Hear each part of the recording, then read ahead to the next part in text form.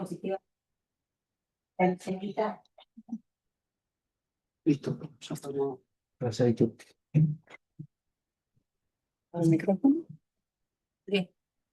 No, no sé, vos, ahí en el...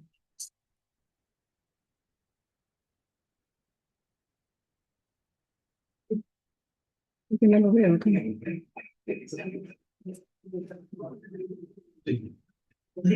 El micrófono, no lo veo.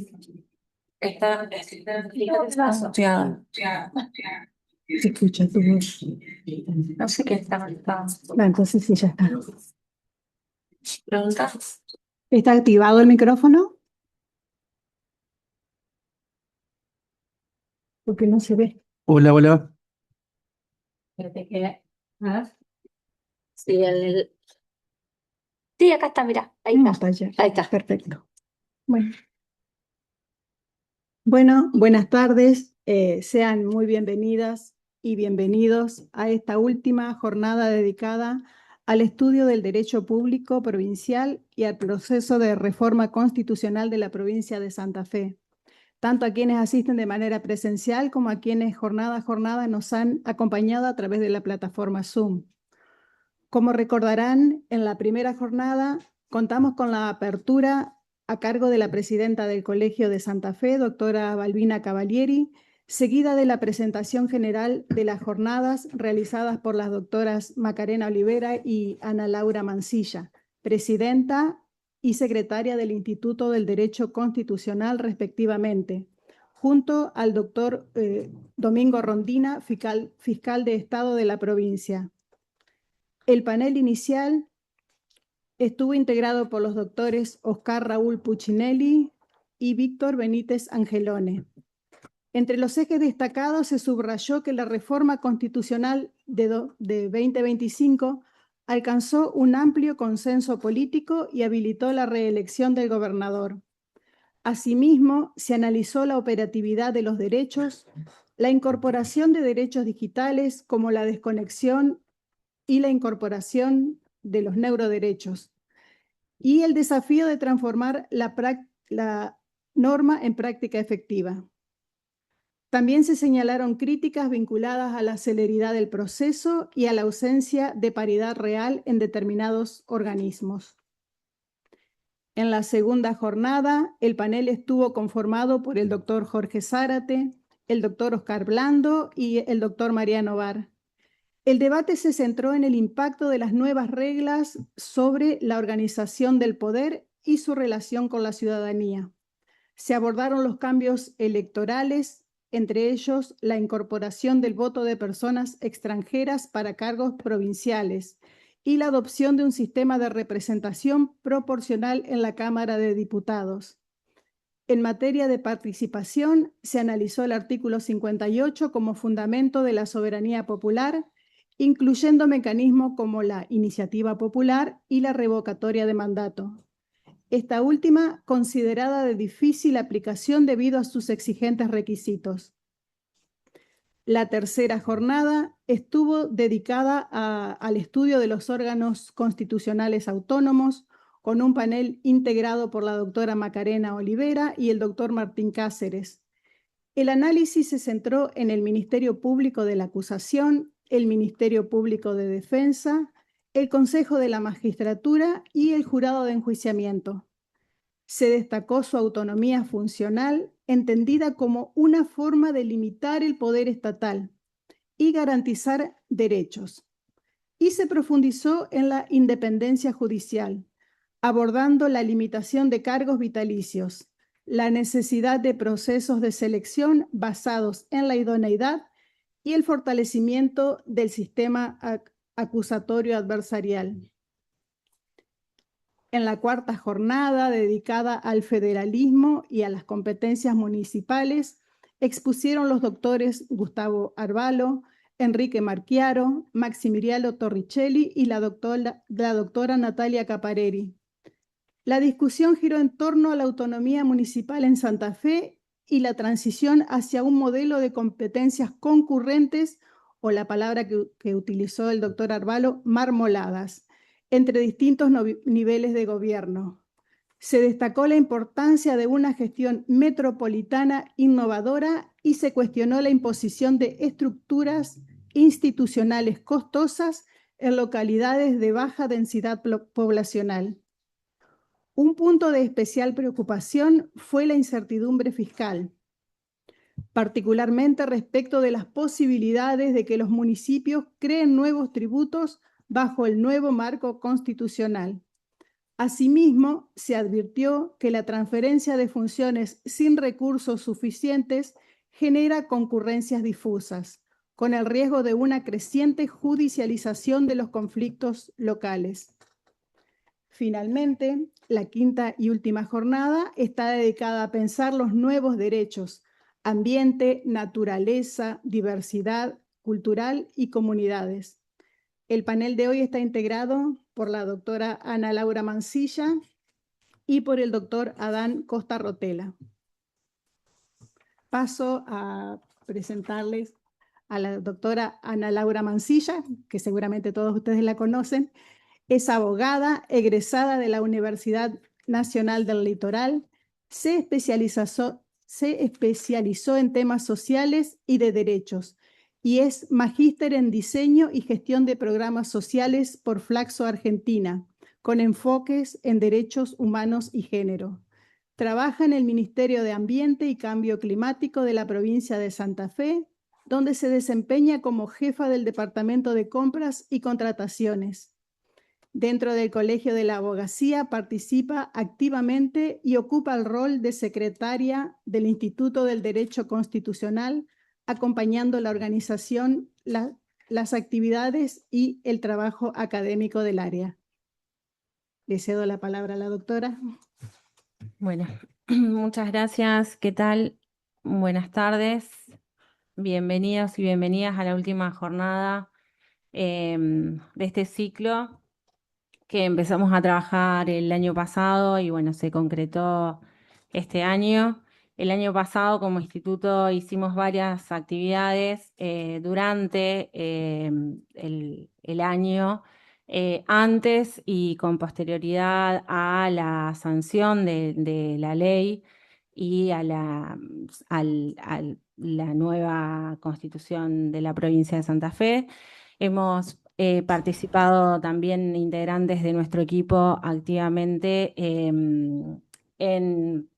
como asesores de convencionales constituyentes. Así que bueno, con mucho orgullo estamos cerrando esta jornada a mitad de año, que es también una buena oportunidad como para seguir profundizando en lo que resta del año. Esta reforma constitucional que tantos desafíos nos trajo.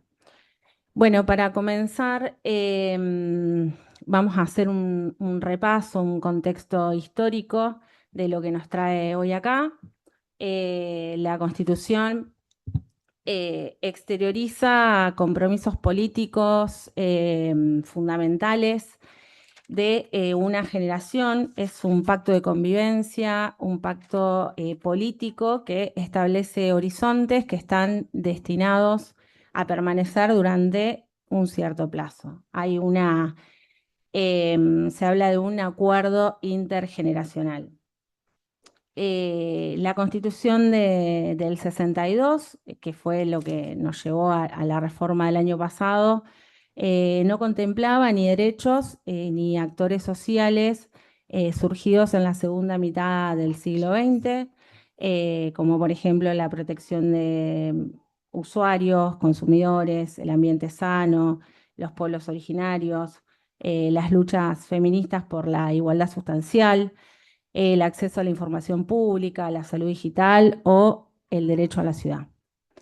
La Constitución del 62 fue fruto de un mundo bipolar que dejaba atrás la Segunda Guerra Mundial.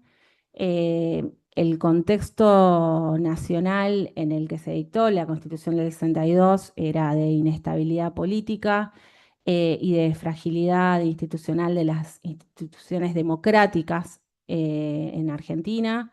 En Santa Fe, por ejemplo, bueno, el peronismo estaba proscripto Y en esas circunstancias se dicta la Constitución del 62, que muchos autores dicen que es una constitución de gobernabilidad. Bueno, la Constitución, bueno, pasaron más de 63 años sin reforma.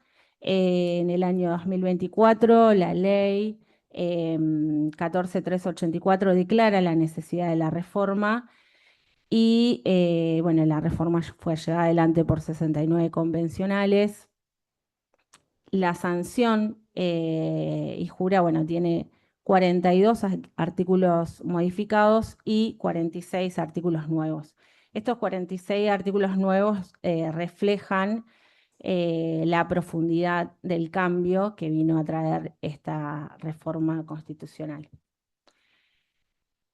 Nosotros vamos a hablar, como adelantó nuestra compañera Eva, de los derechos y garantías.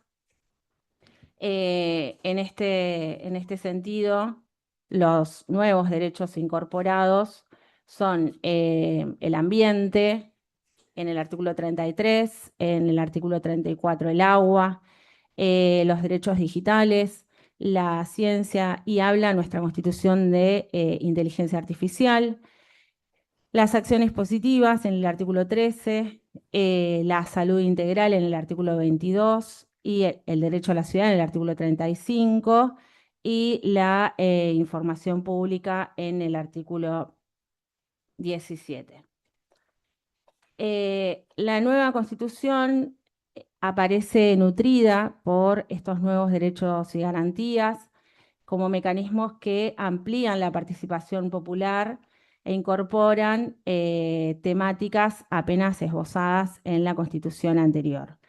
Nuestro artículo 13, el nuevo artículo 13 de la Constitución provincial, amplía el horizonte de lo que está establecido en el artículo 75, inciso 23. Y lo hace porque, además de mencionar los grupos vulnerables, deja abierta la posibilidad a que se incorporen nuevos derechos o sea, es más amplio que el artículo 75, inciso 23. Con relación a los 8 grupos que menciona, están contemplados, bueno, acá yo los tengo enumerados, pasalos si querés.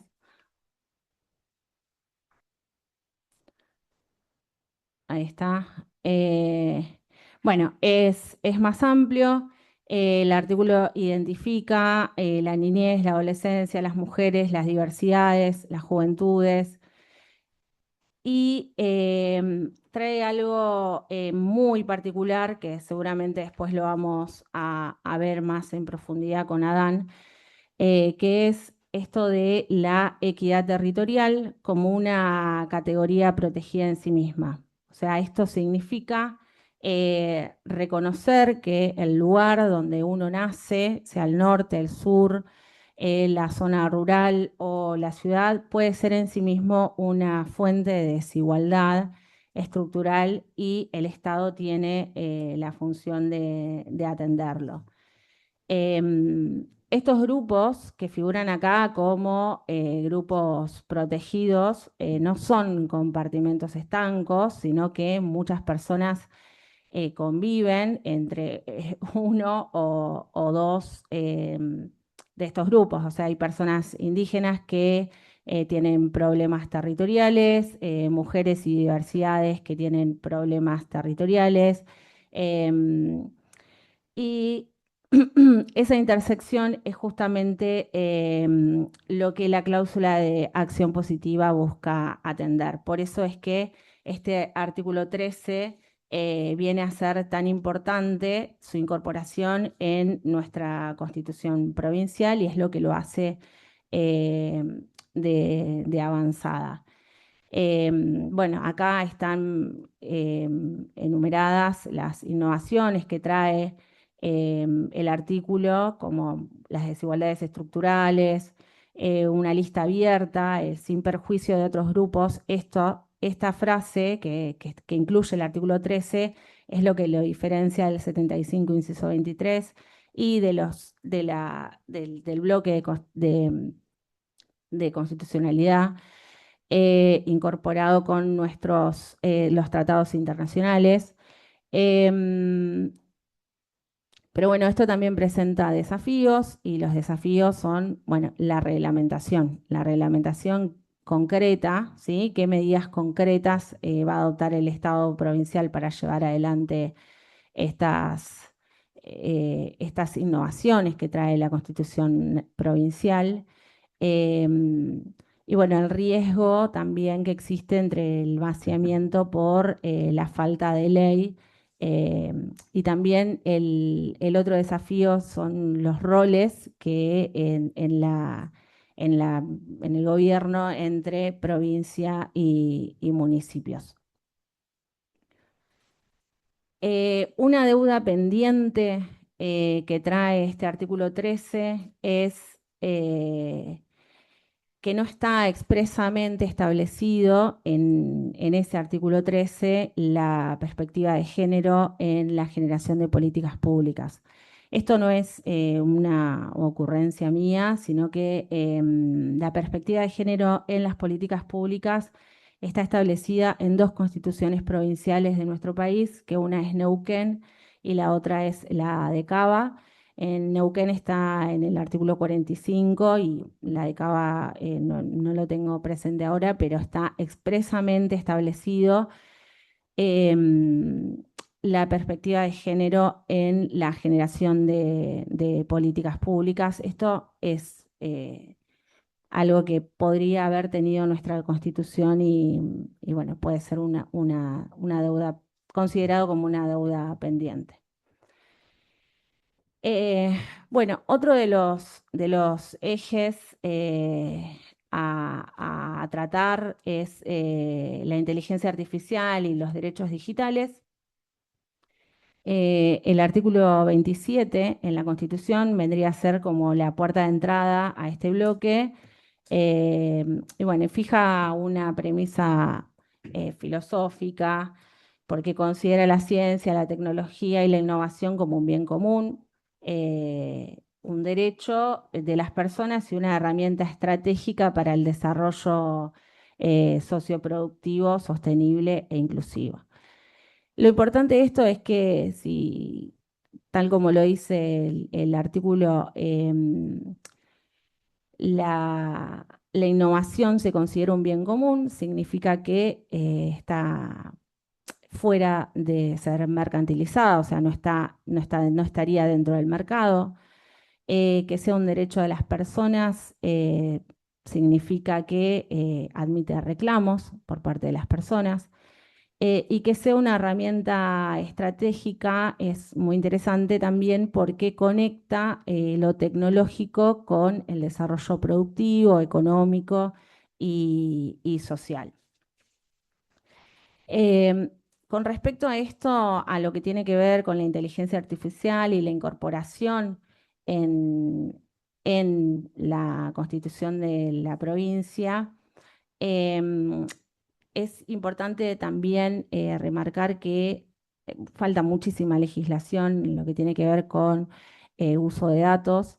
Nosotros tenemos solamente regulado, teníamos a nivel constitucional el- la, los datos personales, ¿sí? Y lo que tenemos, ¿cómo? El habeas data. Sí, el habeas data. Em, Hay tenemos dos antecedentes jurisprudenciales, uno nacional y uno internacional. En el caso del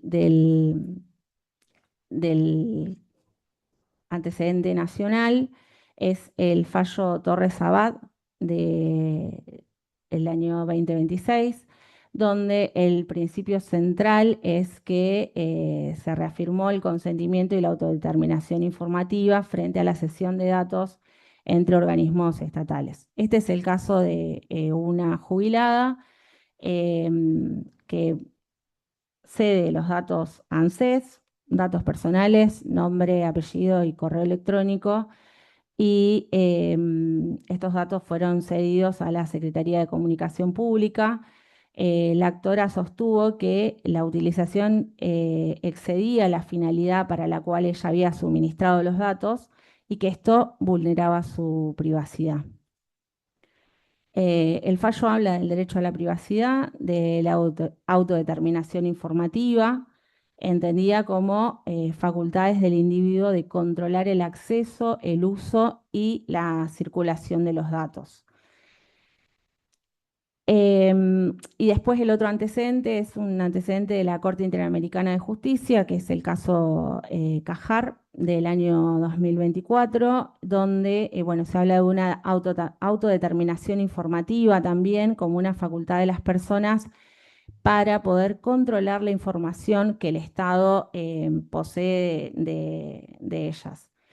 Esto lo traigo porque en, en el texto de la Constitución Provincial se hace referencia al consentimiento y a la posibilidad de la revocación de ese consentimiento. Em, Con respecto a esto, bueno, lo que veníamos diciendo, las tensiones y los desafíos de la Constitución versus la IA, lo que tiene que ver con la seguridad pública, la innovación tecnológica, protección de datos personales, el uso de IA en la transparencia algorítmica. Estos son como los desafíos que tenemos por delante en esta nueva era también. Bueno, el otro bloque del que vamos a conversar es el del derecho ambiental. La Constitución de la provincia consagra, es la primera que consagra políticas climáticas explícitas. Habla de 5 principios rectores: la prevención, la precaución, la equidad, la progresividad y la no regresión. Y se habla de un enfoque intergeneracional, o sea, la protección a los derechos de las generaciones futuras. Bueno, esto está consagrado en el artículo 33 y lo importante o lo destacable es lo de la responsabilidad compartida que trae el artículo entre el Estado, la ciudadanía y los sectores productivos como corresponsables. El deber activo también del ciudadano, la acción climática explícita, o sea, la responsabilidad por parte del Estado provincial en controlar y generar políticas de mitigación, de adaptación al cambio climático, de protección de humedales, de bosques y de biodiversidad. Y la recomposición del daño, que es la obligación de reparar el daño ambiental causado. Todo esto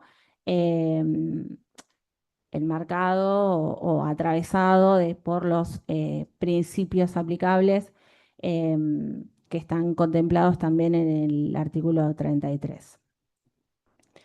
En este bloque también la Constitución incorpora en el artículo 34 y en el artículo 35 el derecho al agua y el derecho a la ciudad. Lo interesante es que en la Constitución se habla de el agua como un bien colectivo, de uso común e indivisible, con una función social y ambiental. En este sentido, el derecho a la ciudad también se habla de un uso pleno y equitativo del espacio urbano. Lo interesante de esto es que el derecho a la ciudad no es una iniciativa que surja del Estado, sino que surge de los movimientos sociales. Y surge de los movimientos sociales y fue consagrado el principio en el 2005 en Puerto Alegre, en el Foro Social Mundial. Es un concepto que busca garantizar el acceso equitativo a la vivienda, al espacio público, a los servicios públicos, a los espacios de trabajo. Es un derecho colectivo para habitar ciudades inclusivas y sostenibles. Esto lo traigo para señalar que esta Constitución ha incorporado varios conceptos y derechos que son luchas ciudadanas en el artículo 13, pero también en este derecho a la ciudad y también con respecto al derecho al agua.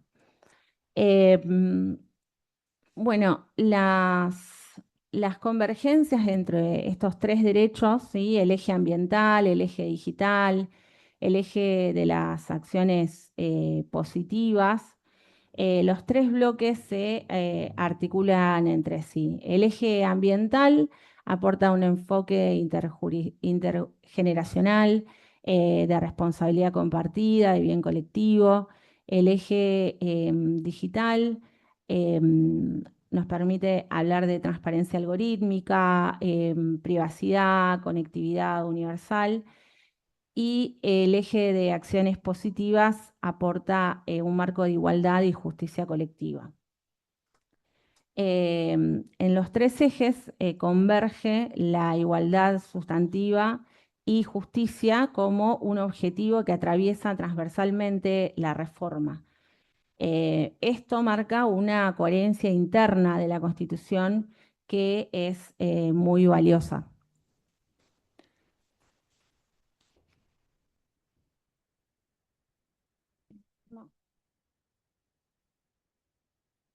Bueno, para cerrar, quiero compartir tres ideas. Lo primero que la Constitución busca dar herramientas de implementación concretas, como es el artículo 13 y la cláusula de acción positiva. Lo segundo es que, bueno, los próximos años los desafíos van a ser la generación de políticas públicas y la generación de leyes que nos permitan regular la IA, también un desarrollo legislativo con perspectiva de género, con mirada interseccional, que aborde, por ejemplo, las vulnerabilidades digitales y o ambientales. Y bueno, lo tercero es que si bien el texto del 2025 es ambicioso y nos resulta moderno, su eficacia va a depender de la legislación que lo desarrolle, de la jurisprudencia que lo interprete, de la participación ciudadana que lo exija, pero bueno, también de los operadores jurídicos, bueno, que estamos acá y que hoy estamos profundizando sobre lo que nos deja la reforma, así que el desafío también es para todos y todas nosotras como operadores jurídicos. Muchas gracias. Muy bien, amigos.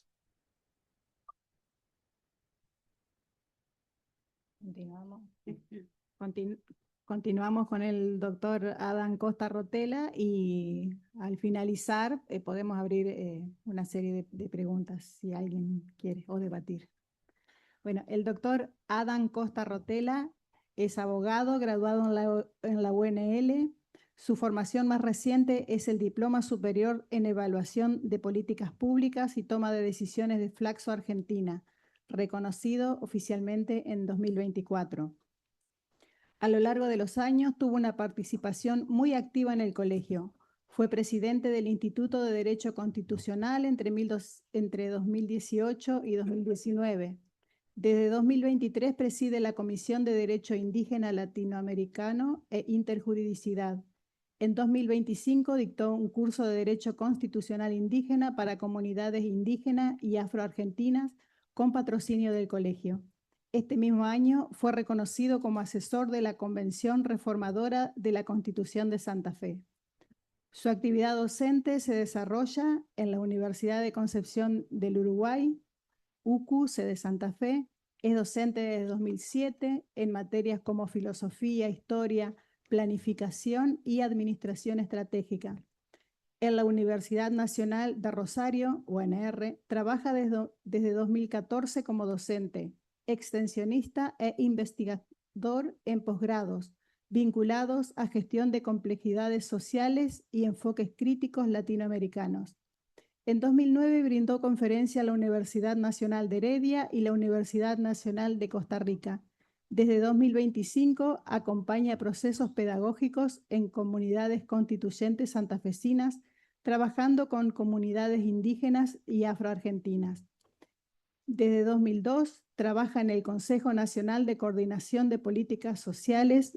Actualmente es coordinador regional del equipo federal de Siempro, con responsabilidad sobre Chaco, Corrientes, Formosa, Misiones, Santa Fe y Tierra del Fuego.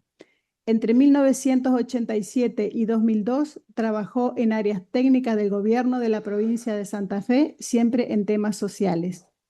Desde 2019 es representante de IDEMOE en Santa Fe. Actúa como observador electoral en procesos nacionales e internacionales, en Perú, Chile, Bolivia, México, y representa el área de derechos humanos e inclusión social. Publica artículos en medios de Santa Fe, Tucumán y Chubut, y también en revistas científicas internacionales. Es columnista semanal en radios de Tucumán, Santa Fe y en Telecable San José de Rincón. Desde 2025 integra comunidades constituyentes santafesinas enfocadas en derechos de comunidades indígenas y afroargentinas. Participó activamente en la reforma constitucional de Santa Fe entre julio y septiembre de 2025. Bueno, excesivo. Muchas gracias, querida Evangelina. Muchas gracias a la presencia de ustedes. Eh, Sabemos que siempre ha sido un horario difícil para que nos reunamos y conversemos. Y por supuesto a la gente que está vinculada en forma remota. Y esto ha sido un intento de curso, ¿sí? Un intento de curso. Digo intento porque en el colegio y en ámbitos de este estilo estamos muy acostumbrados a las jornadas. Jornadas donde se participa, se habla, se expone y a veces se pierde de vista un poco lo pedagógico. Y bueno, el intento de esto es, y bueno, este gran esfuerzo que hizo Eva de recuperación pedagógica de las 4 jornadas anteriores es porque, bueno, la intencionalidad es reflexionar sobre el derecho público santafesino en relación a la nueva constitución o al proceso constitucional del año pasado en Santa Fe.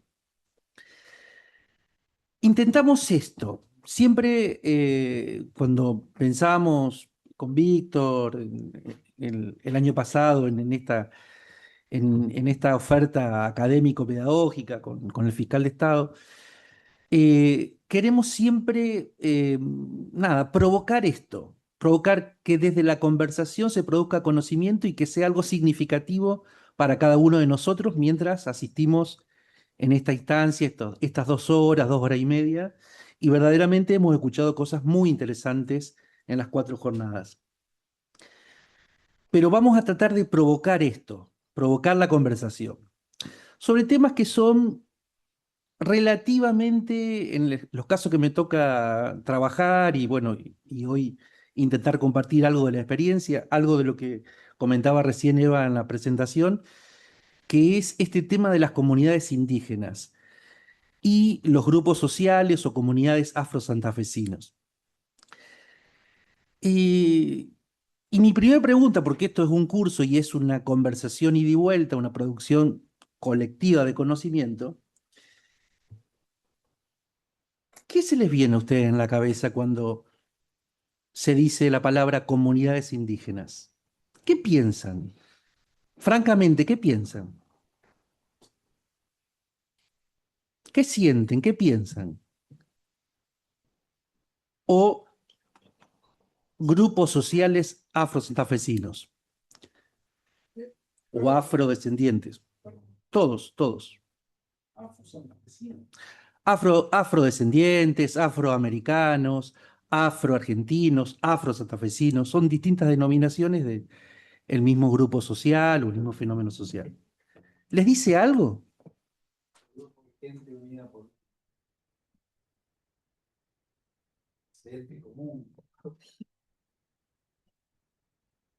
Por un antecedente común, sí.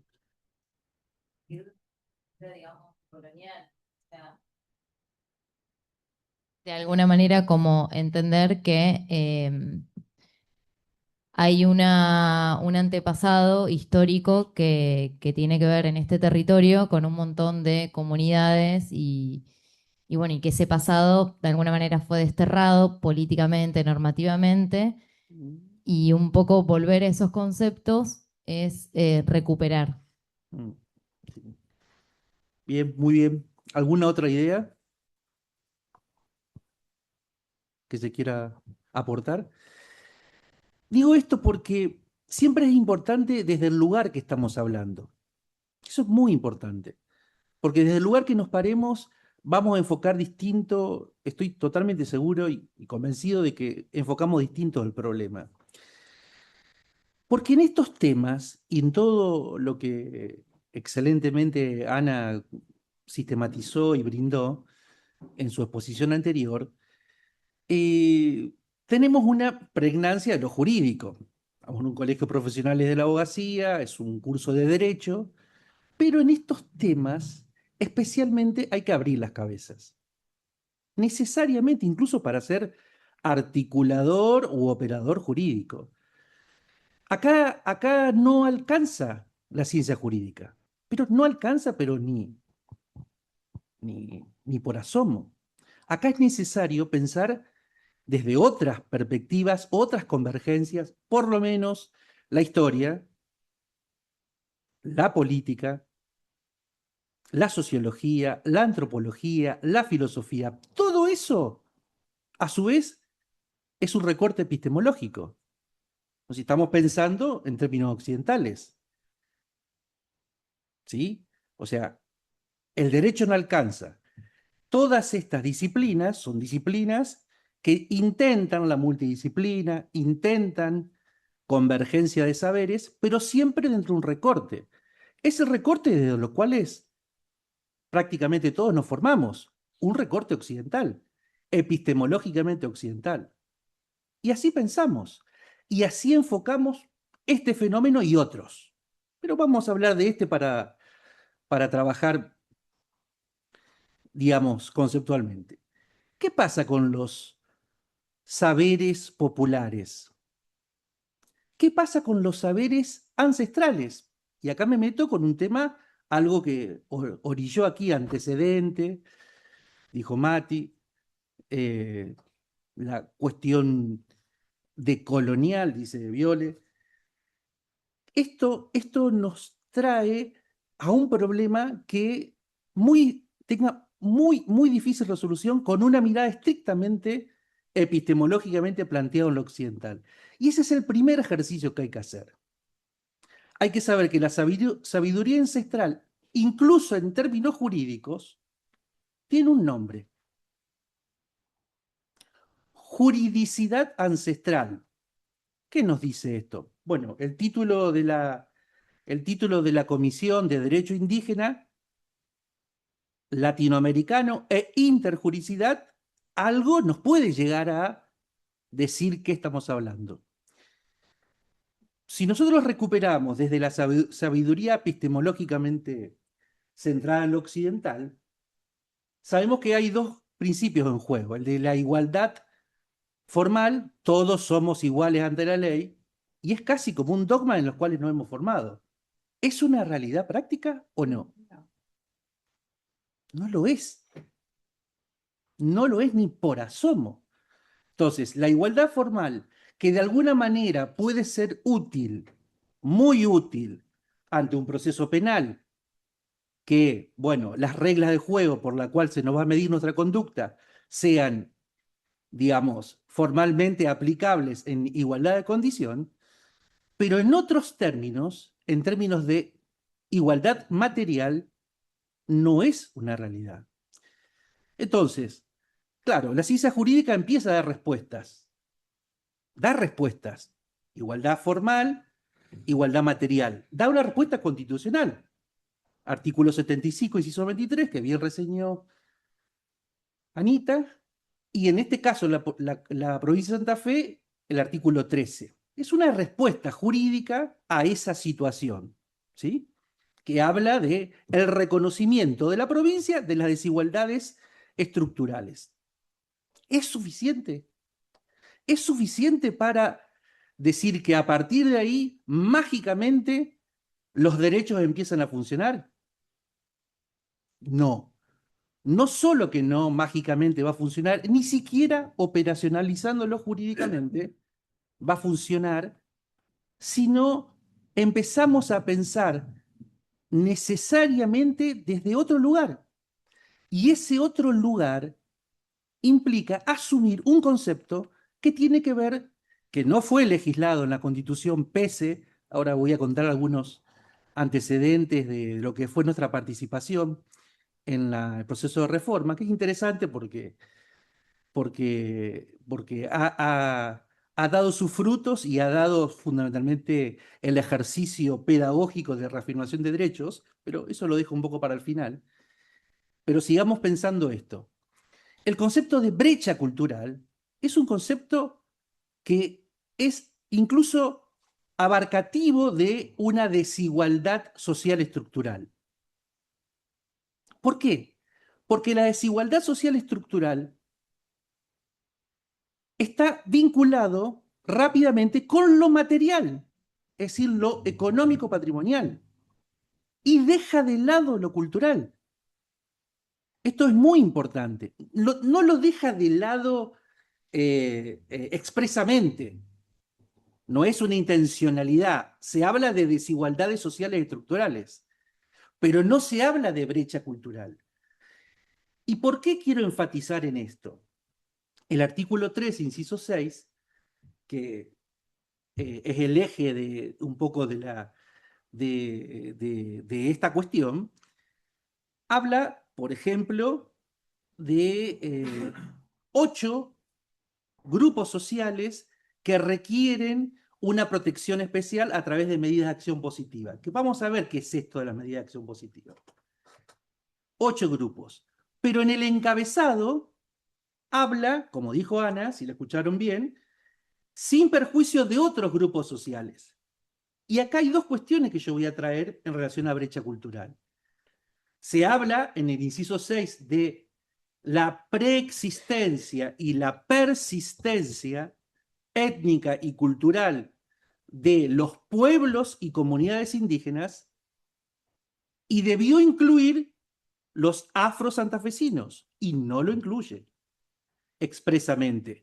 Está en este magnífico furgón de cola que la ciencia jurídica siempre deja como para por las dudas. Cuando en realidad, si nos hacemos cargo de brecha cultural, tenemos que decir qué es la brecha cultural. Y acá hay un tema muy interesante que hay que descubrir con brecha cultural. Brecha cultural es de los dos lados del problema. Es de los dos lados el problema. El problema lo tienen las comunidades indígenas y afro-santafesinas. Estoy hablando de la provincia de Santa Fe, pero lo podemos ampliar muchísimo el panorama a Latinoamérica, pero vamos a hablar de la provincia de Santa Fe porque tiene singularidades, la característica de las comunidades indígenas de la provincia de Santa Fe. Fundamentalmente, las comunidades tienen un problema material muy pronunciado, históricamente consolidado. De las 101 comunidades indígenas que hoy habitan el territorio de la provincia de Santa Fe, el 80% está bajo la línea de la indigencia. Y ese es un dato que nos habla de la materialidad. Y del otro lado de la brecha cultural lo que existe es miopía cultural. ¿Y qué es miopía cultural? La sociedad tiene miopía cultural, porque estas comunidades, no son las comunidades santafesinas, indígenas santafesinas, están bajo la línea de la indigencia, para caracterizarlo como fenómeno socioeconómico de pobreza e indigencia, pero tienen riqueza cultural, enorme riqueza cultural. Una enorme riqueza cultural que la miopía que tiene, y que comienza con una miopía epistemológica, como nos formamos, de no dar valor a estos saberes, y por ende, cuando digo saberes, digo grupos sociales y digo algo muy importante: lenguas maternas. La lengua materna es pedagogía ancestral. Y yo dije algo en términos jurídicos. Cuando dije igualdad formal, igualdad material, esa ficción, esa utopía que son propias de la construcción del pensamiento jurídico, presunciones, principios, o sea, estamos muy, muy acostumbrados a articular estas cosas.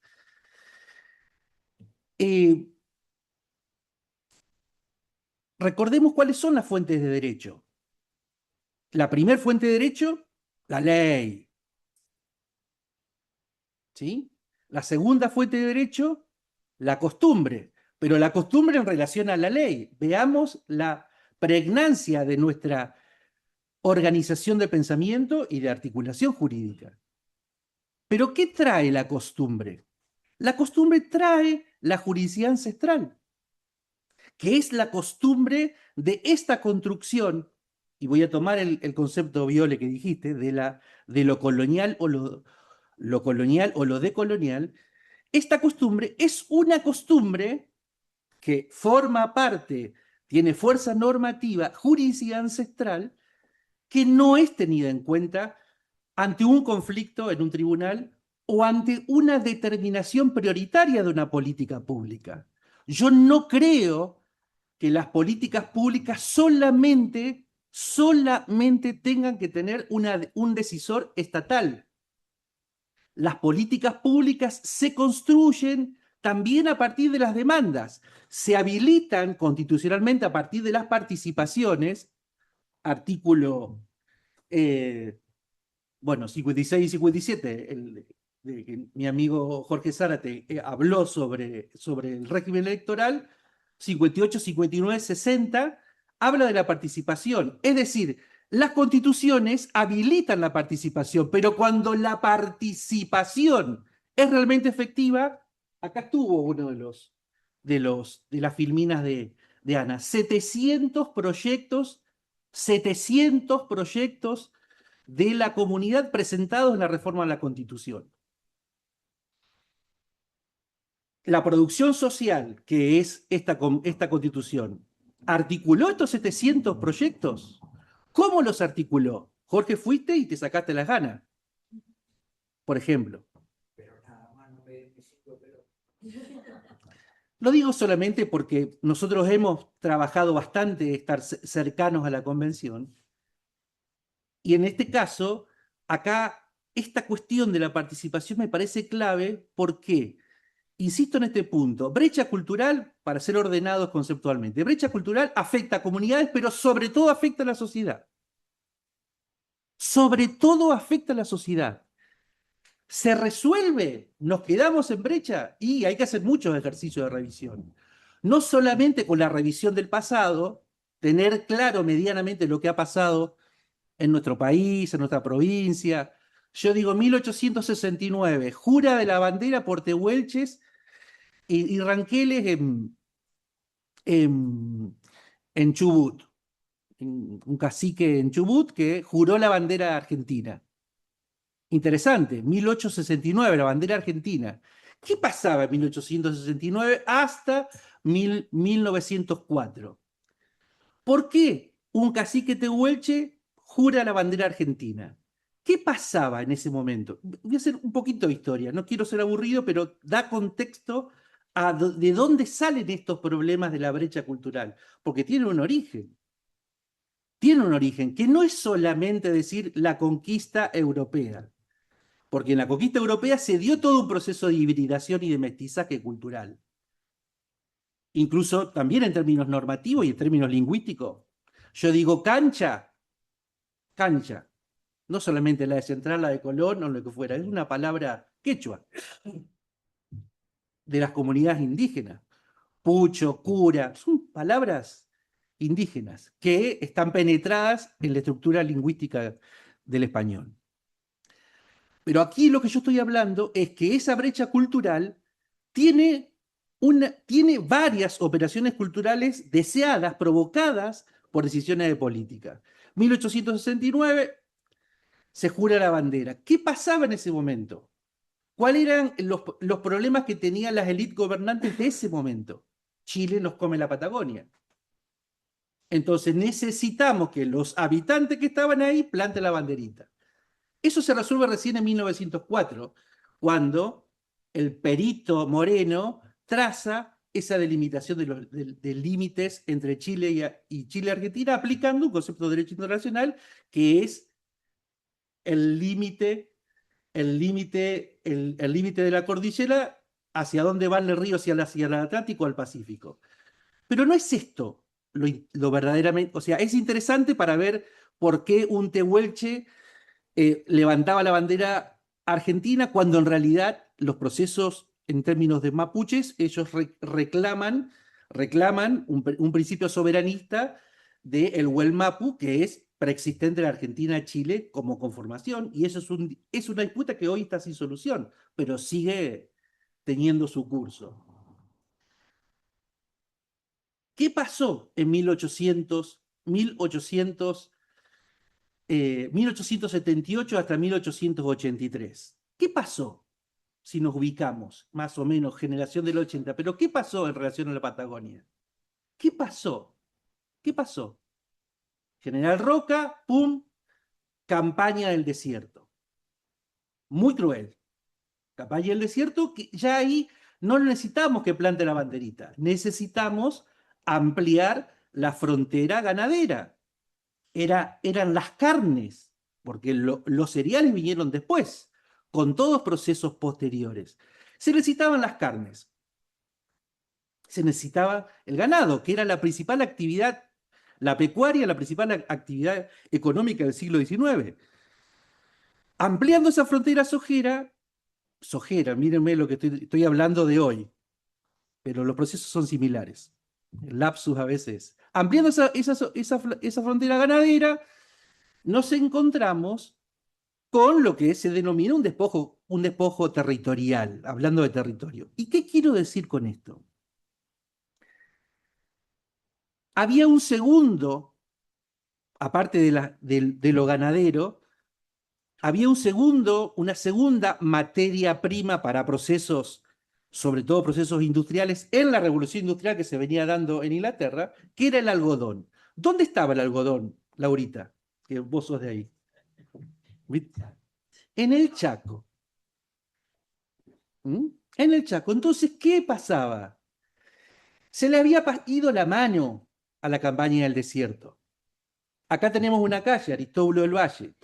Un senador radical dijo, muchachos, se nos fue la mano con la conquista del desierto. Fue muy cruel, hicieron venir caminando de Río Negro hasta La Plata personas semi-esclavizadas y vendidas cuando la esclavitud estaba abolida desde 1813, la de vientres. Entonces se le fue la mano. Entonces decidieron otro tipo de conquista en el Gran Chaco, que donde había, y esto sí, por eso voy allá y voy acá. No podemos ir con un ejército de línea como fue Roca. Vamos a usar otro método, tan cruel como el otro. Tan cruel como el otro. El método de las reducciones. Reducciones eclesiásticas y civiles. Empezaron a haber reducciones indígenas, básicamente con Mocoy, Toba, Huichí, Matacos, Mocovíes. Esas reducciones indígenas tenían esa forma de apaciguar, contener, pero también tener una mano de obra semi-esclavizada. De ese algodón que necesitaba Manchester para transformarse su propia revolución industrial. Está todo vinculado. Esto mismo pasaba en Brasil y en el sur de Estados Unidos, una guerra de secesión. En ese mismo momento se dio el sur esclavista con el norte industrial en Estados Unidos. En ese mismo momento. Pero, y acá me parece que es la clave para entender esto, se da esta operación sobre un libro escrito, 1844, sobre Facundo, Civilización y Barbarie. Ahí se da una operación cultural muy fuerte que se dice civilización o barbarie. En ese momento la operación cultural puso absolutamente, dejó de lado todo lo indígena, todo lo que tiene que ver con nuestros orígenes, todo lo que tiene que ver con nuestros orígenes, y lo puso en un lugar negativo. Vagos, incultos, alcohólicos, que no tienen saber, no tienen conocimiento, no tienen nada que aportarle a la sociedad. Esa operación cultural es una operación cultural que sigue hasta hoy, a pesar de tener revisiones históricas, intentos empáticos sobre la temática. O sea, ahí la empatía es interesante, pero muchas veces se exige algo más que la empatía, que es el compromiso de actuar. Entonces, ahí tenemos una pequeña respuesta a por qué esta brecha cultural, de dónde nace, y nace con esa funcionalidad, una funcionalidad muy clara, política y económica, y que impregna y pregna. La formación no solamente es la historia oficial, de contar de alguna manera tal hecho histórico o no y utilizarlo en cada uno de los presentes. Acá algo mucho más profundo. Es denostar el propio origen, nuestro propio origen. 56% de la sangre de los argentinos y argentinas es indígena. Y solamente se autopercibe y reconoce el 2,5. Hay un tamaño enorme de brecha cultural que se expresa en ese dato. Y esto impacta a la provincia de Santa Fe. 101 comunidades bajo la línea de la indigencia y con una sociedad que mira miope el problema. Algunos empáticos con culpa, y otros, la gran mayoría, con indiferencia, absoluta indiferencia. Entonces, ese es el lugar de donde arranca pensar estos temas de las comunidades. Yo decía que cualquier conflicto que tenga que ver con comunidades es problemático, empezando por esta brecha cultural. Pero también, insisto en este punto, que es la sociedad la que se está perdiendo de ver determinadas cosas. ¿Dónde está la maravilla de todo esto? Porque no es algo necesariamente negativo. Tenemos que tener la suficiente creatividad de ver el fenómeno y ponerlo en una situación positiva. Por ejemplo, vos que hacés penal, mucho penal, Macarena. Situación de la semana pasada, Rosario, 11 personas detenidas, 2 de comunidades indígenas. 2 no comprendían. ¿Qué dice el Código Procesal Penal? Si se necesita, para que una defensa sea eficaz y en igualdad formal ante la ley, puede asistirse con un traductor. Claro, del Colegio de Traductores Formales. En COM no hay un colegio de traductores. Ese es un caso concreto de centenares de situaciones que se dan y el proceso penal avanza con las características del proceso formal. Defensa, ministerio, público y esta formalidad que avanza en los procesos. Y ese ejemplo pequeño de tantos lo podemos extrapolar a la selectividad que tiene el sistema penal y también no es muy distinto. Sí. Me hiciste acordar, hace poco salió un documental de Lucrecia Martel que habla de nuestra tierra, que justamente es unas comunidades que atraviesan un proceso penal y justamente lo que se planteaba era esto, ¿de quién es la tierra? Y él, en uno de los testimonios que daba una persona de las comunidades, decía, es de mis abuelos. O sea, esta tierra la estamos teniendo hace 50 años y se estaba ahí justamente poniendo en cuestión la escritura cuando vos decís, pero si ellos están diciendo que tienen otro título de propiedad, digamos, y era una mirada completamente occidentalizada del problema. Sí, Chocobar. Esa situación que trae Lucrecia Martel y dice otra cosa muy interesante, Lucrecia Martel, creo que una de las mejores cineastas argentinas, del momento. El éxito epistemológico de Occidente hace que los jóvenes no puedan protestar y reclamar por los viejos, los varones por las mujeres, y los varones por las mujeres van y hacen sola su marcha, si bien hoy están revisando, me parece adecuado, los jóvenes no pueden reclamar por los viejos, pero es un tema cultural, estoy hablando, digamos, en sentido crítico. Eh, y la propia sociedad no puede reclamar por sus orígenes. Esto me parece que es clarísimo en la posición. ¿Por qué? Porque que pase en Tucumán, como es la situación que Lucrecia Martel revela en su documental, eh, me afecta a mí que estoy en Santa Fe. Que esté en Chubut, me afecta a mí que estoy en Santa Fe, o algo en Santa Fe le puede afectar a alguien en Chubut. Esta cuestión, esta cuestión es central para poder revisar nuestras miradas. Sí, sé que está un poco largo de tiempo. Voy a tratar de apretar y condensar, irnos un poco a la Constitución provincial.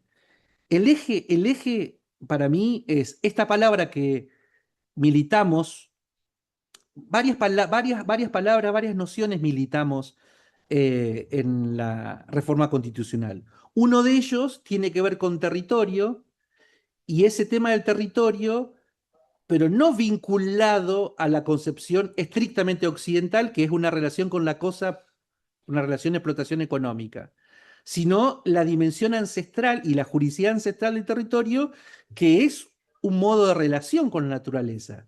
Y hay un problema muy serio, que tienen las cuestiones ambientales, muy serio, y es un tema que se tiene que resolver en breve porque hay buenas intenciones en los dos lugares, es que no convergen las luchas ambientales con las indígenas. No convergen, no convergen. Y en una provincia como la de Santa Fe, en una provincia como la de Santa Fe, que tiene toda una costa de islas y comunidades indígenas de islas que están en el frente de batalla, casi como las comunidades jujeñas en relación al litio, y no se ve, y no se ve. No se ve. Pensamos en Vaca Muerta y los hidrocarburos y las comunidades mapuche que le hacen frente, muchas con demandas que han llegado incluso a la corte, con resultados diversos. En Jujuy se llegó a la Corte Interamericana, el fallo de la Cajonat es un leading case en materia indígena, condena al Estado argentino, y el Estado argentino está obligado, armó una unidad de ejecución y está ahí, durmiendo el sueño de lo justo, y casi 20 años de litigio. Y la Corte Interamericana de Derechos Humanos, el año pasado, la opinión consultiva 32 del 25, de julio del 25, muy importante, marca que es una demanda de los estados chilenos y colombianos ante la Corte Interamericana, que dijo que es el antecedente directo que nosotros, desde comunidades constituyentes, promovimos perdónenme la palabra, maridaje entre lo indígena y lo ambiental. Lo indígena y lo ambiental va junto, lo dice la opinión consultiva 32. ¿Qué dice? Hay que proteger a los defensores, a los que protegen la naturaleza. Y dentro de los que protegen la naturaleza, hay que proteger a las comunidades indígenas que la protegen per se, ancestralmente, porque no le tienen que decir andá y protege. No sé si recuerdan hace 3 meses atrás, 2 meses atrás, el caso de esta chica que se tomó la decisión de quitarse la vida en Coronda y que estuvo un par de días sin que la puedan hallar su cadáver, su cuerpo. Hace un par de meses atrás, en Coronda. Este es un caso interesante que marca esta casuística, por así decirlo, casuística, me pongo en abogado y no me gusta hacerlo. Lo último que soy abogado. Eso es así. Pienso con otra lógica y no creo que sea ni mejor ni peor. No creo que sea ni mejor, pero es un tema de enfoque crítico de los problemas. Pero voy a este punto. Una chica se tiró, una chica de 30, 31 años, se tiró en el río Coronda y se puso mucha, digamos, los cuerpos de seguridad, de rescate, muchísima, incluso con inteligencia artificial, se buscó, no se encontró. Un miembro de una comunidad corundá, una comunidad indígena, pidió permiso al jefe del operativo de intentar descubrirla. 3 días estuvieron buscándola, no la encontraron. Se tiró un miembro de la comunidad y en media hora lo recuperó. Sabe leer las corrientes. Sabe leer las corrientes del río, saben por dónde va. Vean la sabiduría que hay hablando este tema. Bueno, sí, el retraso, lo cultural. Y las lenguas maternas. Las lenguas maternas. Yo cada vez que voy a la comunidad de Las Lomas y veo que en la comunidad verdaderamente las niñas y los niños hablan y dialogan y se ríen en ejercicio de sus derechos occidentales a la felicidad en Com. La enorme riqueza que hay ahí. ¿Por qué? Porque la gran mayoría de las comunidades en Santa Fe pierden la lengua, están perdiendo la lengua. Pero no es un problema de las comunidades solamente, es el problema de la sociedad, porque en esa lengua está la pedagogía que nosotros no estamos pudiendo ver. ¿Qué decimos? ¿Qué decimos en todas los próximos capítulos que tenga esta película comenzada? Y muy bien lo que dijiste, y coincido, que la Constitución no es un techo, sino es un camino de salida. El 75-17 fue un techo para las luchas indígenas y no pudo concretar en el concepto de propiedad comunitaria indígena que hace 30 años que está esperando que se sancione, y yo ya creo que no es necesario usar ese molde del derecho real de propiedad, sino hay que hablar de territorio lisa y llanamente con esta concepción jurídica ancestral. O sea que ahí también hay torsiones que hay que hacer. Es necesario que haya torsiones que haya que realizar. Coincido con el punto de avance y vuelvo al tema de la sociedad. ¿Qué tipo de sociedad ustedes pueden llegar a pensar si hoy hay 35 escuelas interculturales bilingües en la provincia de Santa Fe, ¿sí? Que están anexas a comunidades indígenas? 35, de las 101, 35. ¿Cómo pensarían una sociedad si las 4.485 establecimientos escolares de la provincia de Santa Fe obligatoriamente enseñan como otra lengua una lengua materna? ¿Cómo piensan que va a ser la sociedad? Si en la lengua está la pedagogía y en términos de derechos para los idóneos en lengua, es trabajo. Formador de formadores. Esas nenas que tienen 7 años van a ser los formadores de este proceso de lenguas maternas. Estas son las medidas. ¿Lo ve el Ministerio de Educación? No sé. ¿Lo ve el Ministerio de Ambiente? No lo sé. Creería que no. Metimos una medida de acción positiva para la caza y pesca artesanal en el Ministerio de Ambiente. A una semana de haberse sancionado la reforma constitucional, establecida desde el 13, inciso 6, y el Ministerio de Ambiente sigue estudiando. Es un problema, no es por mi compañera. Es un problemón. Tengo que hacer el amparo. Si ya le di todas las herramientas para incorporar esa medida de acción positiva. ¿Se entiende el tamaño del problema que estamos teniendo? Sí, es jurídico, pero fundamentalmente es cultural. Comunidades Constituyentes Santafesinas, que es este grupo de interés que se formó reafirmando pedagógicamente derechos que tuvo que ver mi querido amigo Víctor, que se bancó la apoyatura a ese curso que dimos el año pasado, y este colegio que dio la última clase la dimos aquí, en el aula Parera. Luego se produjo un proyecto de reforma. De ese proyecto de reforma, varias cosas dijimos, entre ellas que las comunidades indígenas son primeros guardadores de la naturaleza, porque tenemos esta articulación que no se da entre lo ambiental y lo indígena. Primeros guardadores de la naturaleza, cuidar a quienes cuidan la naturaleza. Y fundamentalmente, lo que de alguna manera nos deja con cierta sensación de poco de satisfacción es la palabra persistencia.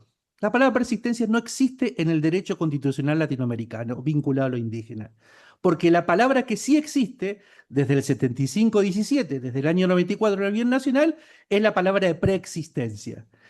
Y creemos que esa palabra sola, quizás, y está muy bien, porque es un reconocimiento de la preexistencia de los pueblos indígenas a los cabildos, a las ciudades, a las provincias y a los estados-nación. Ese es el proceso. No solamente las provincias preexisten a la nación. Todo esto está antes que las provincias. Y mucho antes, 3.500 años, por lo menos aquí en Santa Fe, hay probanza arqueológica acá en el sitio arqueológico de Rosario Feuliet en Santo Tomé, en la Adelina. 3.500 años. 3.500 años solamente acá. Acá. ¿Qué quiero decir con esto? Preexistencia, por ahí tiene una nota muy fuerte en términos de reconocimiento, pero simbólica. Estamos hablando de lo simbólico, la operación simbólica, pero de alguna manera quizás no deja en el pasado el tema indígena, cuando en realidad es de presente. Es de presente para las comunidades y es de presente para la sociedad, que es miope. Todos nosotros estamos miopes, todos, me incluyo, soy el primero. Ya termino. Quiero terminar con la cuestión de las representaciones, porque hay también un problema muy fuerte en términos de representaciones. Ahí termino. Que también nosotros estamos pensando que hay un bloque de constitucionalidad afroindígena santafesino, que es la articulación del 13.6 más el 35, que habla de arraigo cultural, territorial y cultural, del 33 ambiental, pero con esta vuelta de tuerca, el 26, que es el respeto a la diversidad cultural, los derechos de participación y el régimen electoral. Todo eso es el nuevo bloque de constitucionalidad afroindígena santafesino. Eso es un corpus jurídico que hay que verlo enlazado. No soy abogado, pero ahora trabajo de abogado y digo, es una oportunidad de trabajarlo de esta manera. Y lo digo en este sentido. Las representaciones sociales y políticas es un gran problema que se pierde fundamentalmente en la sociedad, porque el grado de participación y organización política que tienen las comunidades no lo tienen los partidos políticos. El grado de organización política que tienen no lo tienen los partidos políticos. No lo tienen. O sea, ¿están todos de acuerdo? No. Se pelean, se dividen, pero en un punto convergen. Cosa que no hace la actividad política. La actividad política puede pelearse hasta el infinito. Entonces, ¿por qué no articular bancas reservadas para los cuerpos legislativos? Bancas reservadas, no cupos. No solamente cupos, bancas reservadas para las comunidades indo-afro-santafesinas.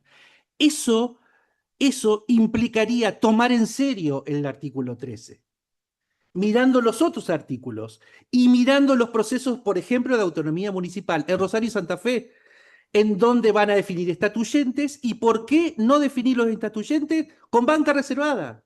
Y por qué los consejos municipales no tienen representantes indígenas. Eso depende de articular sentido político y sentido jurídico. Muchas gracias. Muy amables. ¿Alguien tiene alguna consulta para la doctora o para el doctor, o quiere hacer alguna acotación de este tema tan rico. Yo por mí lo seguiría escuchando por horas a los dos temas, porque a mí me apasionan los dos temas, pero eh, le dejo la palabra a Estamos ustedes. abiertos. Ana, si querés tomar vos algún punto.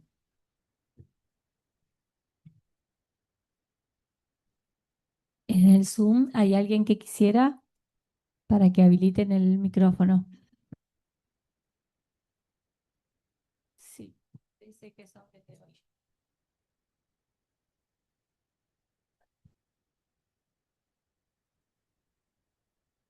No, no hay. Bien. Lo que quieran aportar. ¿Querés aportar algo? ¿Tenés ganas? No, vos. Sí. Me pareció muy interesante todo y me puse a pensar la importancia de quienes cuentan la historia, porque durante años la historiografía oficial nos vendió una cosa y bueno, algo de lo que se intenta a través del revisionismo es repensar sobre las comunidades indígenas y sobre otros aspectos de nuestra historia. Gracias. Con respecto al tema de la historia oficial, buen tema. El tema de la historia oficial hace eje en los acontecimientos políticos. Lo que tenemos que hacer es historia social, que es la evolución de los pueblos. Y cómo fue trabajando estos mestizajes culturales. Y, a ver, esta idea que se tiene generalmente sobre el tema indígena es como que, nada, aparecen con plumas y en taparrabos. Y en realidad es una equivocación de esta mirada. La transformación es una transformación material, cultural. El tema de la preservación de la identidad es una preservación con transformación. No es, mirar lo indígena como un fósil es una equivocación. Se transforma permanentemente. El tema es lo que dicen. O sea, si dicen que el territorio vivo, y bueno, y Jean de Lul, andá y llévate la hidrovía. Pasá tranquilo que te la damos. Esas son las tensiones reales que existen de intereses. Y ahí están las prioridades políticas. Las prioridades políticas tienen que ver con eso. ¿A qué estás ponderando cuando decís, bueno, hacemos un proceso constitucional, hacemos un proceso que sea participativo o no, o instalamos la participación y bueno, cuando hay participación, bancátela. Bancátela. No vamos a participar con el guión que vos tenés.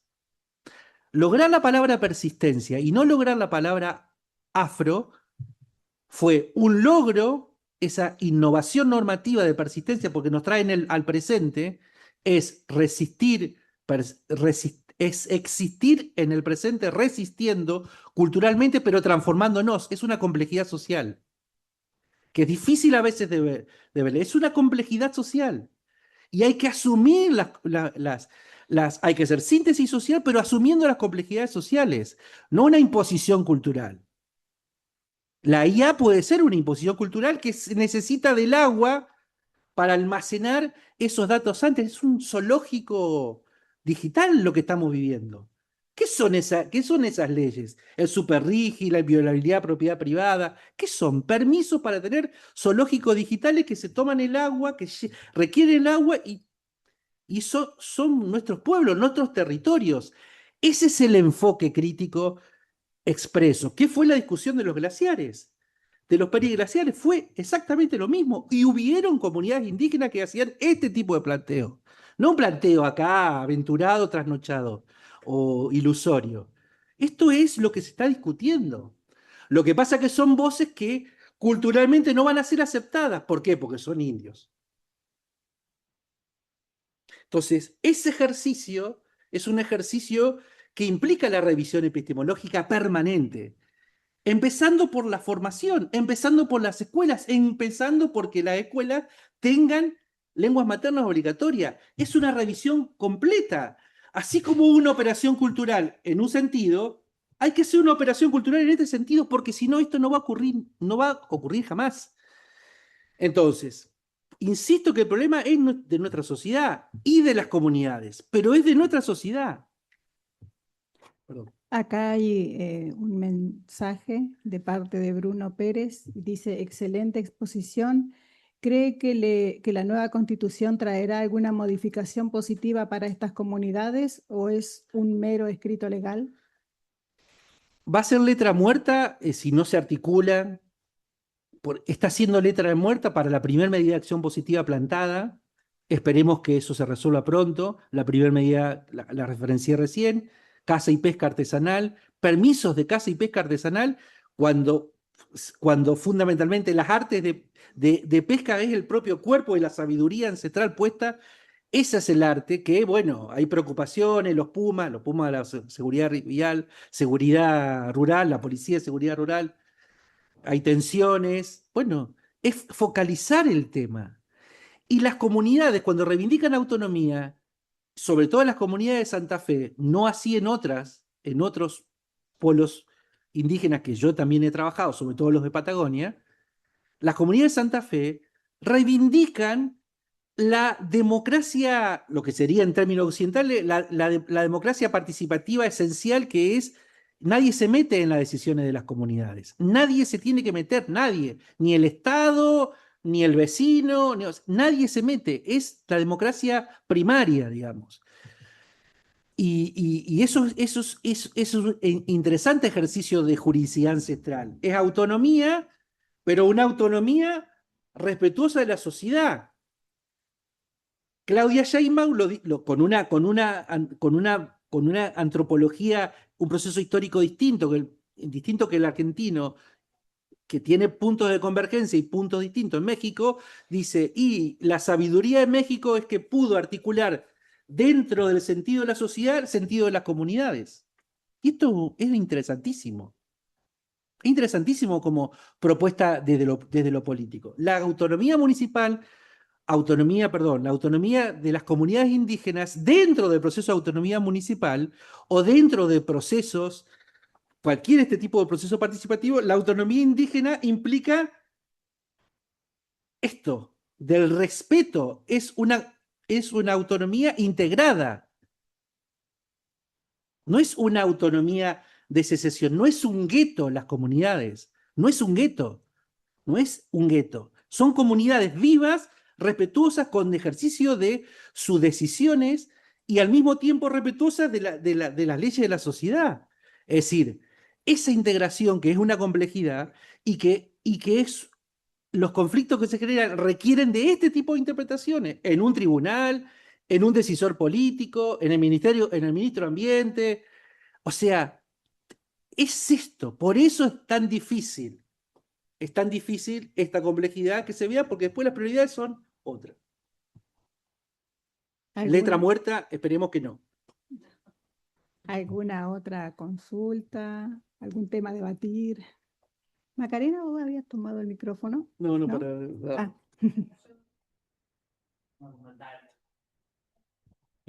Bueno, con Adán tuvimos el gusto de compartir esto de tratar desde distintas organizaciones sociales, participar en la reforma constitucional en estos derechos. Creo que el artículo 13 fue algo así, creo, él lo dijo muy bien, o sea, algo así como un gusto conseguirlo y al mismo tiempo un sabor a poco. Desde tuvimos la posibilidad de acercarnos los distintos sectores, grupos puestos en situación de vulnerabilidad, de los barrios populares, del feminismo, de discapacidad, de jubilados y de comunidades indígenas y afro, de acercarnos entre todos y compartir un momento muy particular. Yo nunca lo había vivido, o sea, ya en muchos años que trabajo en estos temas, de compartir esto de acercarnos y poder luchar por un derecho diferente, o sea, por este derecho que consideramos que la reforma constitucional también era nuestra, ¿no? O sea, de la sociedad, de la comunidad, de la organización de la sociedad. Lamentablemente a veces con los juegos de partidarios, por ponerle un nombre, porque nosotros hicimos política, o sea, nada más que, bueno, o sea, en algunas cosas nos fue bien y en otras no tanto, pero lamentablemente a veces no se llega a todo lo que uno quisiera, ¿no? O sea, pero comparto con Adam de que, y vos también lo planteaste, que esto es un punto de partida, o sea, se consiguió lo que en el contexto se pudo conseguir.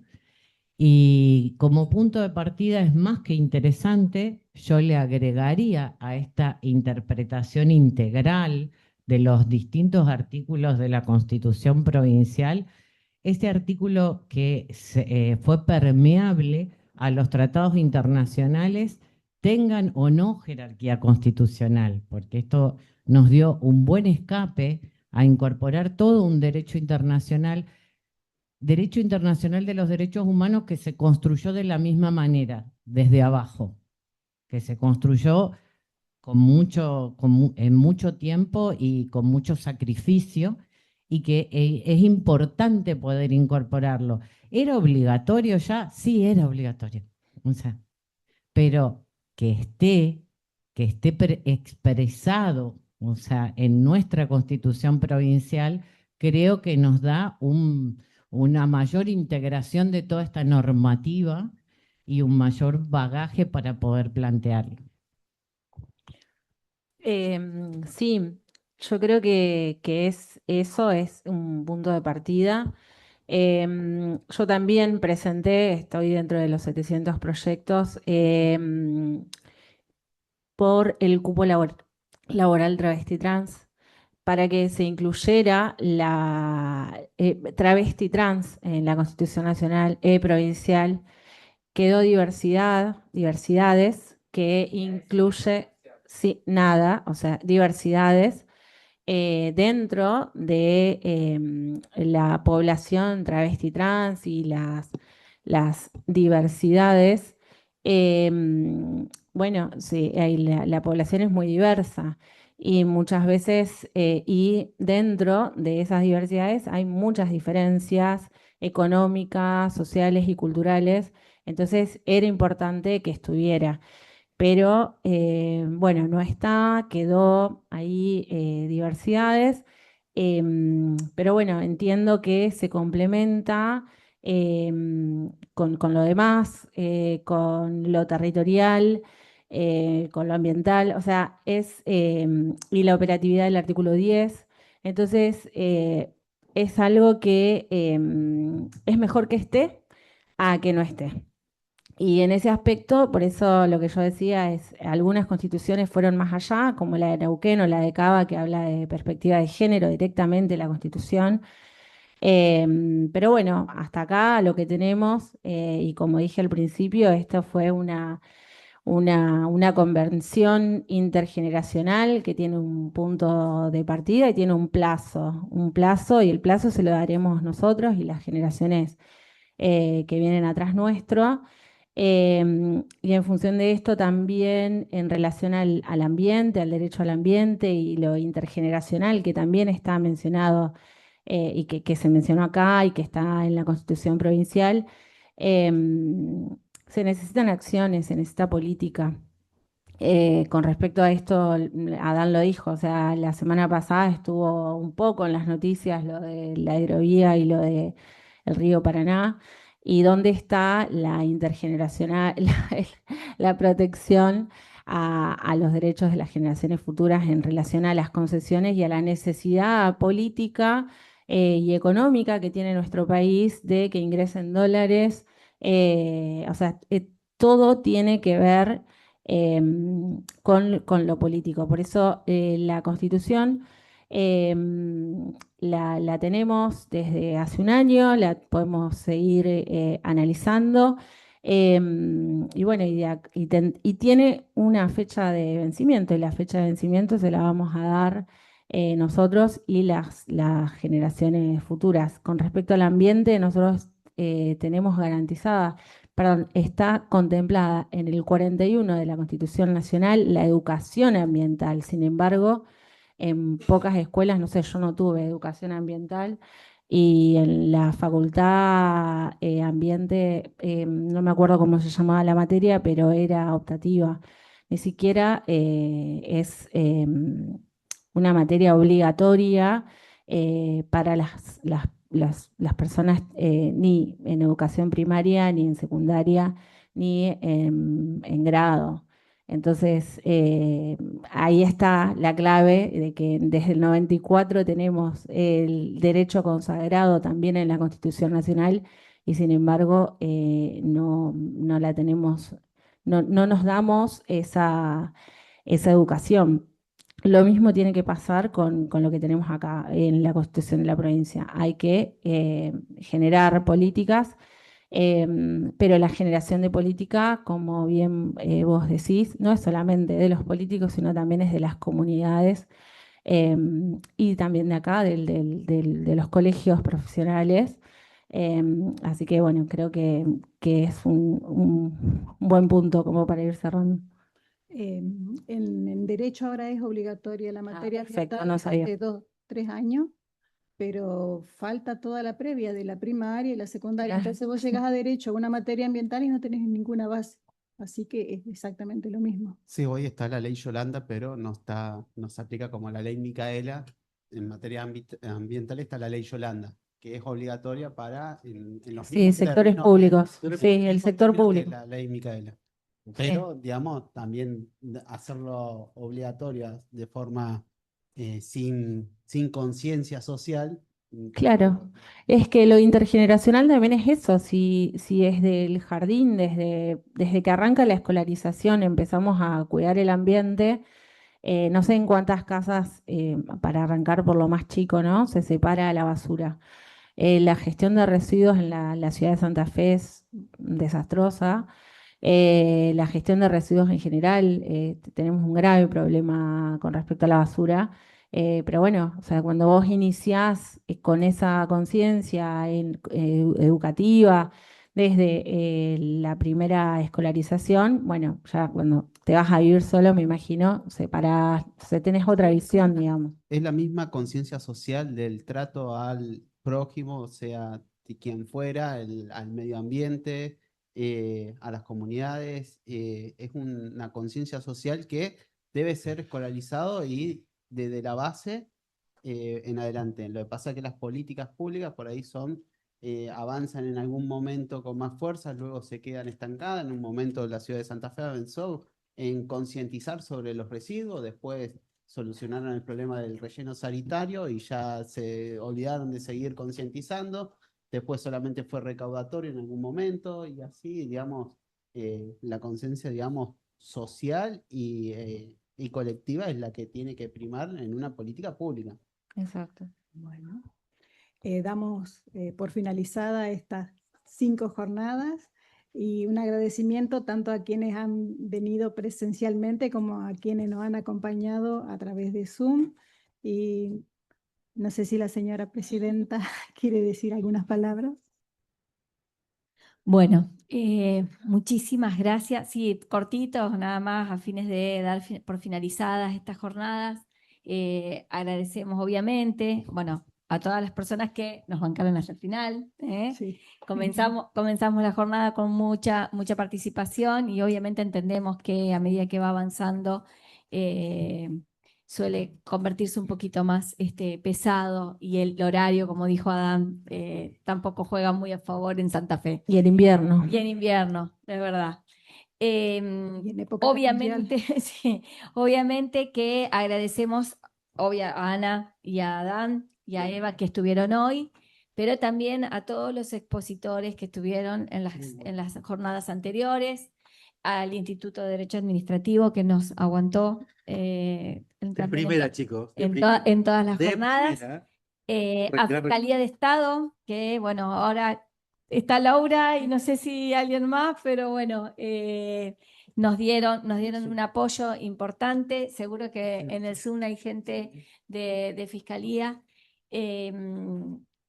porque bueno, entendíamos que era un tema que era muy importante para los santafesinos por todo lo que trajo la reforma.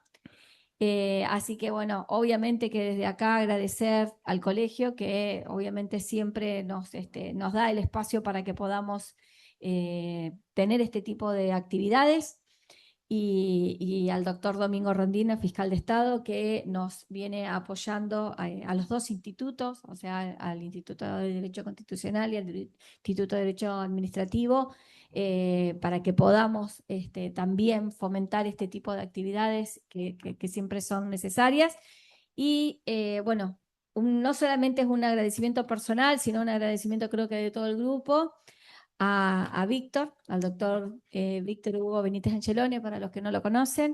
Si bien él hoy no es el presidente ni el secretario, nos dejó a Ana y a mí como representantes, la realidad es que es el motor de este instituto. Es el que nos foguea y es el que está siempre ahí atrás pinchándonos para que hagamos cosas.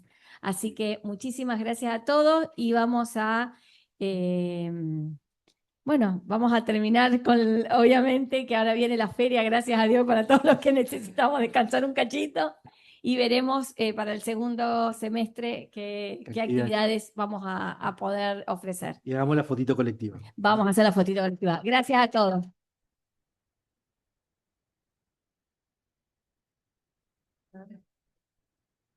¿Vamos a llamar a alguien para que hagamos la fotito? Sí. No se vaya, no se vaya, no se vaya. No te vaya.